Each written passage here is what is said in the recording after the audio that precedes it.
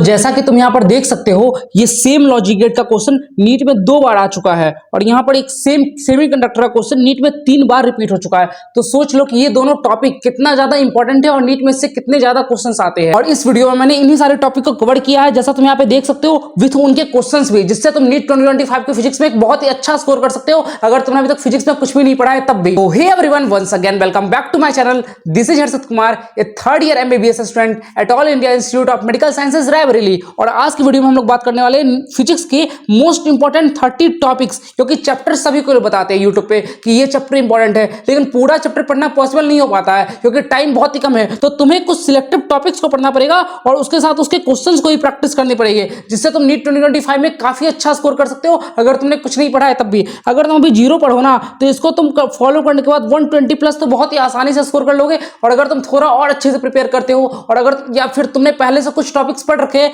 तो इवन तुम 140 प्लस भी स्कोर कर जाओगे। और ये क्वेश्चन हर साल रिपीट होते ही होते हैं, इसलिए मैंने क्वेश्चन को भी शो कर दिया है कि किस तरह के क्वेश्चन आते हैं। तो इसी के साथ लेट्स स्टार्ट द वीडियो। तो देखो, रोड मैप ये होना चाहिए कि अगर तुम अभी 0 पढ़ो तो सबसे पहले तुम्हें कंप्लीट योर बेसिक मैथ और वेक्टर्स को कंप्लीट करना पड़ेगा, क्योंकि अगर तुम्हें ये दोनों नहीं आता होगा ना तो तुम फिजिक्स कर ही नहीं पाओगे। उसके बाद तुम्हें क्या करना है, सिलेक्टिव टॉपिक्स के लेक्चर देखने हैं, जो टॉपिक्स मैं बताने वाला हूं, इसलिए वीडियो को एंड तक देखना। उसके बाद तुम्हें उस टॉपिक से रिलेटेड PYQ सॉल्व करनी है, ठीक है। और उसके बाद उस टॉपिक में जितने भी फॉर्मूला है उसको अगेन एंड अगेन रिवाइज करते रहना है, क्योंकि अगर तुम चीजों को रिवाइज नहीं करोगे तो एट द एंड क्या होगा, तुम्हें नीट में याद नहीं आएगी चीजें और तुम बोलोगे भैया मैंने पढ़ा तो था बट मेरे से क्वेश्चन सॉल्व नहीं हो पाया। क्यों नहीं हो पाया? क्योंकि तुमने उसके फॉर्मूले याद ही नहीं किए थे। तुम्हें लगा था मैंने बस एक बार पढ़ लिया, अब वो मेरा काम हो गया। लेकिन एक बार पढ़ने से काम नहीं बनता, तुम्हें उसको बार बार पढ़ना पड़ता है। और उसके लिए तुम्हें अभी 14 घंटे पढ़ना स्टार्ट करना ही पड़ेगा, क्योंकि अगर अभी तक तुमने कुछ नहीं पढ़ा है ना और तुम बिल्कुल 0 पढ़ो और तुम्हें एक डिसेंट स्कोर चाहिए, 500-600 स्कोर चाहिए, तो तुम्हें मेहनत तो बहुत ही तगड़ी करनी पड़ेगी।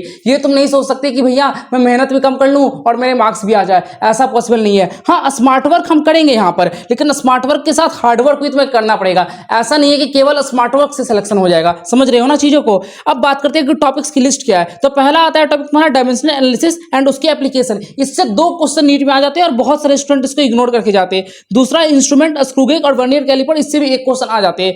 तीसरा टॉपिक है तुम्हारा मोशन अंडर ग्रेविटी या स्ट्रेट लाइन मोशन, इससे भी एक क्वेश्चन देखने को मिल जाते हैं और काफी आसान सा टॉपिक है ये। प्रोजेक्टाइल मोशन, ये हर साल नहीं पूछा जाता है, लेकिन हाँ इससे भी एक क्वेश्चन तुम एक्सपेक्ट कर सकते हो। Pulley, block, lift question, momentum, इससे भी तुम 2 क्वेश्चन एक्सपेक्ट कर सकते हो। पुली तुम्हें समझ में आ गया, ये पुली हो गया। ब्लॉक तुम समझ सकते हो, ब्लॉक प्रॉब्लम हो गई। ये हो गया तुम्हारा लिफ्ट क्वेश्चन। तो इस सबसे भी 2 क्वेश्चन टोटल मिलाकर आ जाते हैं। बात करते हैं क्वेश्चंस की, तो भैया क्वेश्चंस होते कैसे। तो देखो, ये डायमेंशन एनालिसिस का क्वेश्चन है, इसमें EVT दिया गया है और तुम्हें सरफेस टेंशन का डायमेंशन निकालना है इसके अकॉर्डिंग। उसके बाद तुम्हें यहाँ पर डायमेंशन ऑफ द क्वांटिटी पूछा गया है। उसके बाद तुम्हारा ये वर्नियर कैलिपर से एक क्वेश्चन है, ठीक है। उसके बाद तुम्हारा ये किससे, काइनेमेटिक्स से क्वेश्चन है। ये तुम्हारा क्वेश्चन जो है वो ये तुम्हारा मोमेंटम का क्वेश्चन है, ठीक है। और ये तुम्हारा जो क्वेश्चन है वो प्रोजेक्टाइल का क्वेश्चन है। तो मैंने साथ साथ क्वेश्चंस भी शो कर दिए कि क्वेश्चंस पूछे कैसे जाते हैं। और ये तुम्हारा भी न्यूटन्स लॉ ऑफ मोशन का ब्लॉक टाइप क्वेश्चन है जो मैंने बोला था, और ये मोमेंटम वाला क्वेश्चन तो है ही, ठीक है। कुछ स्टूडेंट्स ये भी पूछ रहे थे कि भैया इस टाइम पर कोई अच्छा सा क्रैश कोर्स बता दीजिए जिससे हम नीट 2025 में अच्छा स्कोर कर पाए। तो यहाँ पर एलन ऑनलाइन लेकर आया है तुम्हारे लिए नीट 2025 क्रैश कोर्स, जिससे तुम अपनी 11th और 12th की नीट रिवीजन को मास्टर कर पाओगे। और इस क्रैश कोर्स के अंदर तुम्हें काफी सारी चीजें मिलेगी, जैसे लाइव क्लासेज, 4 क्लासेज हर दिन होगी, उसमें से हर वीक में 6 दिन क्लासेज चलेगी और हर क्लास का ड्यूरेशन 90 मिनट होने वाला है। उसके साथ ही हर क्लास की रिकॉर्डिंग भी प्रोवाइड की जाएगी। उसके साथ तुम्हें डाउट सॉल्विंग फैसिलिटी मिलेगी, वो भी 24/7 मिलने वाली है। तुम जब चाहो तो अपने डाउट सॉल्व कर सकते हो, फैकल्टी और AI सपोर्ट। और तीसरा, तुम्हें टेस्ट भी मिलेगा, 2 फुल सिलेबस टेस्ट होंगे और 2 all India online open test होंगे, जिससे तुम अपने आप को नेशनल बेंचमार्क कर पाओगे। उसके बाद तुम्हें स्टडी मटेरियल मिलेगा, जिसमें तुम्हें soft copies of theory PDF मिलेगी। उसके साथ ही तुम्हें 1.5 लाख से प्लस प्रैक्टिस क्वेश्चंस मिलने वाले हैं, जो कि बहुत ज्यादा अमाउंट है और इससे तुम्हें बहुत ही ज्यादा हेल्प मिलेगी अपनी प्रिपरेशन बूस्टअप करने में, क्योंकि तुमने सुना होगा जितने ज्यादा क्वेश्चन प्रैक्टिस करोगे उतना ज्यादा तुम्हारा प्रिपरेशन अच्छा होता है। और उसके साथ ही तुम्हें रिवीजन कार्ड्स मिलने वाले हैं, जिससे तुम चैप्टर्स को बहुत ही कम टाइम के अंदर रिवाइज कर पाओगे और मॉक टेस्ट में बहुत ही अच्छा नंबर आ सकता है इससे। उसके साथ तुम्हें DPP भी मिलने वाली है और ये सारी फीचर तुम्हें मिलेंगे बस 2500 रुपए के प्राइस में। तो ये बहुत ही कम प्राइस है, तो जाओ और इस कोर्स को भी बाय कर ही लो, लिंक डिस्क्रिप्शन में दे रखा है। तो आगे कंटिन्यू करते हैं अगले टॉपिक की, जो कि है कंजर्वेशन ऑफ मोमेंटम। और ये भी काफी ज्यादा आसान टॉपिक है, तो इसको तो कर लेना। सेंटर ऑफ मास, ये भी बहुत ही इजी टॉपिक है, इसको भी तुम कर ही लेना। टॉर्क एंगुलर मोमेंटम, ये है तुम्हारा रोटेशन चैप्टर का टॉपिक, लेकिन काफी ज्यादा आसान है, तो तुम इसको भी कर सकते हो। हीट इंजन रेफ्रिजरेटर में बोलूंगा कि अगर तुमने अभी तक थर्मोडायनेमिक्स नहीं पढ़ा है तो इसको स्किप कर देना, लेकिन अगर तुमने थर्मोडायनेमिक्स पढ़ रखा है तो इसको भी तुम कर सकते हो, ठीक है। वेरिएशन इन जी, ये बहुत ही ज्यादा ज्यादा इंपॉर्टेंट है, इससे हर साल एक क्वेश्चन क्या इवन दो क्वेश्चन भी आ जाते हैं कभी कभी, तो इस टॉपिक को तो कर देना। अगला है केपलर्स लॉ, वीवी ग्रेविटेशन का, ये दोनों, और उसके बाद है इलेक्ट्रिक डायपोल, ये भी काफी ज्यादा इंपॉर्टेंट टॉपिक हो जाता है। अब बात करते हैं अगले इंपॉर्टेंट टॉपिक की, जो कि सीरीज या पैरेलल कॉम्बिनेशन ऑफ रेजिस्टेंस या कैपेसिटर। इससे तुम एक क्वेश्चन तो मिनिमम एक्सपेक्ट करो और दो तो आ ही सकते हैं, क्योंकि ये हमेशा ही नीट में आता है कि अगर दो रेजिस्टेंस, चार रेजिस्टेंस का कुछ सीरीज कॉम्बिनेशन बना दिया या कुछ पैरेलल कॉम्बिनेशन बना दिया, तो बताओ उसका रिजल्टेंट क्या होगा। तो ये बहुत ही फेवरेट क्वेश्चन है एनटीए का। अब बात करते हैं अगले टॉपिक की ओर, जो कि इलेक्ट्रिक सर्किट, जिसमें तुम्हें करंट निकालना हो या डेल्टा वी मतलब वोल्टेज डिफरेंस निकालना हो। क्वेश्चंस क्या है मैं इसके आगे बताने वाला हूं, थोड़ा पेशेंस रखना, छोड़ के मत चले जाना, ठीक है।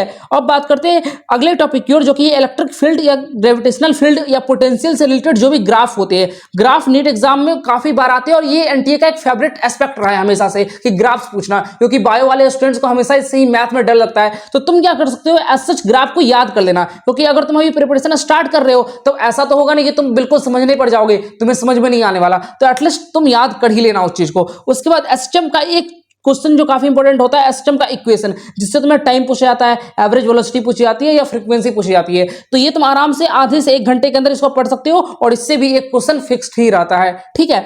अब बात करते हैं कुछ क्वेश्चंस की। तो देखो ये क्वेश्चन है तुम्हारा सेंटर ऑफ मास का, तुम देख सकते हो distance of centre of mass from the origin, तो ऐसे क्वेश्चन नीट में आ चुके हैं। उसके बाद एक और क्वेश्चन है मैग्नीट्यूड ऑफ एंगुलर मोमेंटम का क्वेश्चन है, जो मैंने बताया था यहाँ पर तुम्हें। अब अगला क्वेश्चन जो तुम्हारा है वो वेरिएशन ऑफ जी का क्वेश्चन है, जो मैंने बोला था बहुत ही ज्यादा बार रिपीट हो चुका है कि अगर ये अर्थ है, अर्थ के सर्फेस पे अगर जी की वैल्यू तुम्हें पता है 9.8 होती है, तो मैं इसके अगर r/2 रेडियस पे चले जाऊं तब इसकी जी की वैल्यू क्या होगी। ऑब्वियस सी बात है, कुछ ना कुछ वैल्यू तो चेंज होगी, तो वो वैल्यू क्या है ये पूछा जाता है इस क्वेश्चन में, ठीक है। अब अगला क्वेश्चन जो है वो केपलर्स लॉ पे है और ये ग्रेविटेशन में काफी अच्छे से एक्सप्लेन है और इसमें भी हर साल क्वेश्चन आता ही आता है। और अब जो अगला क्वेश्चन है वो है तुम्हारा वोल्टेज डिफरेंस का क्वेश्चन। जैसा तुम यहां पर देख सकते हो ए बी सी क्या है, वोल्टोमीटर है और जिसकी रेजिस्टेंस इतनी दे रखी है और पोटेंशियल डिफरेंस अप्लाई किया गया एक्स वाई का, तो तुम्हें पूछा गया वीए वीवी और वीसी की वैल्यू बता दो। तो इसके लिए तुम्हें इलेक्ट्रिक करंट वाला चैप्टर अच्छे से पढ़ना पड़ेगा और मैं बोलूंगा कि तुम इलेक्ट्रिक करंट और इलेक्ट्रोस्टैट्स इन दोनों चैप्टर को बहुत ही अच्छे से पढ़ लो, क्योंकि ये तुम्हें बहुत ही ज्यादा हेल्प करने वाले हैं। इन दोनों चैप्टर से मिला के एटलीस्ट मैं बताऊं तो 8 से 9 क्वेश्चन तो आएंगे ही आएंगे,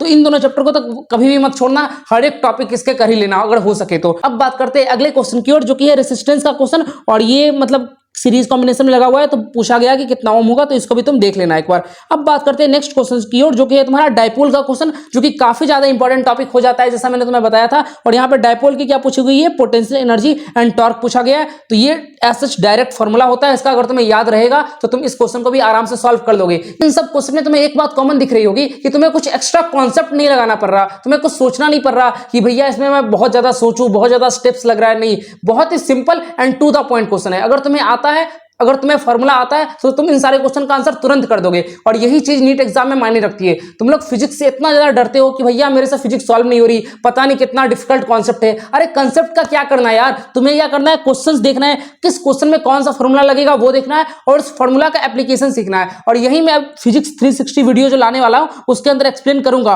और उसमें मैं सारे चैप्टर्स को कवर करूंगा। और ये सीरीज इस संडे से स्टार्ट हो रही है, तो इस सीरीज को देखना तो मत ही बोलना। वीडियो को आगे कंटिन्यू करते हैं, तो अगला टॉपिक है तुम्हारा equation of motion with differential equation. इसका मतलब क्या होगा भैया, बहुत ही सिंपल है। देखो x equal to 3t² + 2bt अगर दिया गया है तो तुमसे पूछता है बताओ एक्सेलरेशन क्या होगा at time equal to 2 second तुम मान लो, तो तुम्हें इसके लिए डिफरेंशिएशन और इंटीग्रेशन आना चाहिए। ये सिंपल सी बात यही है, आराम से ये क्वेश्चन भी सॉल्व हो जाएगा। अगला टॉपिक तुम्हारा आता है थर्मल रेसिस्टेंस एंड कंडक्टिविटी। ये भी बहुत ही इंपॉर्टेंट है, इससे भी हर साल एक क्वेश्चन आ जाता है और बहुत ही सिंपल है, तो इसको भी एक बार देख लेना।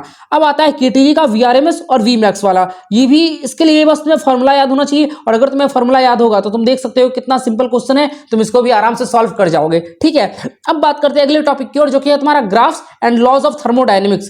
ये देख लेना, जैसे एडियाबैटिक प्रोसेस होता है, आइसोथर्मल होता है, आइसोबारिक होता है, तो उन सारे प्रोसेस का ग्राफ क्या होता है, उनके लॉज क्या क्या कहते हैं, सारे फॉर्मूले देख लेना, ये इंपॉर्टेंट है। इससे तुम 1 से 2 क्वेश्चन एक्सपेक्ट कर सकते हो। पावर और ईएमएफ इन इलेक्ट्रिक सर्किट, ये भी काफी इंपॉर्टेंट हो जाता है, इसको भी जरूर से देख के चले जाना।